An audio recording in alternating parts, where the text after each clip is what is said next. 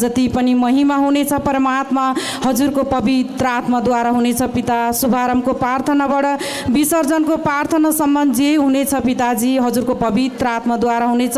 अग्रज अगुवाद्वारा पिता हजुरले पवित्र वचन, जिउँदा वचन, क्रियाशील वचन, सामर्थ्यला वचन पनि सर हजुर म्याम हजुरको मुखद्वारा हामीलाई तृप्त पारिसक्नुभयो, दिइसक्नुभयो पिता। यसको निम्ति नै हजुरलाई धन्यवाद गर्छु।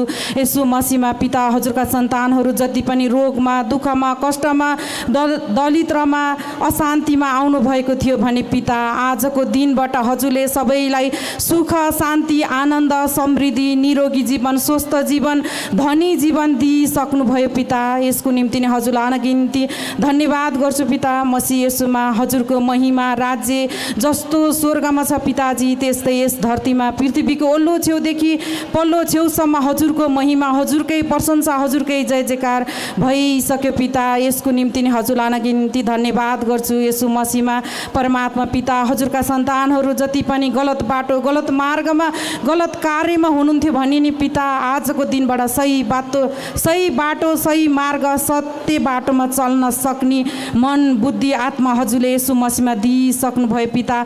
सबैले हजुरको वचन पालन गरेर चल्न सक्ने योग्यको सन्तान हजुरले बनाइसक्नुभयो पिता। हजुरलाई धन्यवाद गर्छु पिता। मसीह येशूमा जति पनि यो संसारमा हजुरलाई चिन्न नसकेर भौतारिएर हिँड्नुभएको छ पिता सबैलाई चुनी हजुरको राज्यमा हजुरले ल्याइसक्नुभयो परमात्मा। यसको निम्ति नै हजुरलाई धन्यवाद गर्छु। येशू मसीहमा पिता परमेश्वर सबैको घरमा, जीवनमा खुसी, आनन्द हजुरले दिइसक्नुभयो। तैपनि म माग्नै परे पनि हजुरको जीवित सन्तान मसीहको हक र अधिकारले माग्छु पिता। सबैले भन्नुहोस् आमीन।